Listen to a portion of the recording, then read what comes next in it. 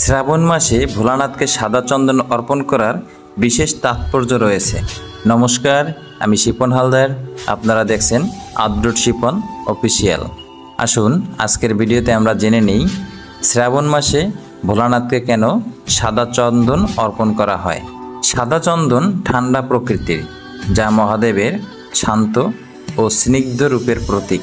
এই মাসে বৃষ্টি ও আর্দ্রতার কারণে পরিবেশ গরম ও অস্থির থাকে, তাই ভগবান শিবকে সাদা চন্দন অর্পণ করলে তিনি শীতল হন এবং ভক্তদের মনেও প্রশান্তি নেমে আসে।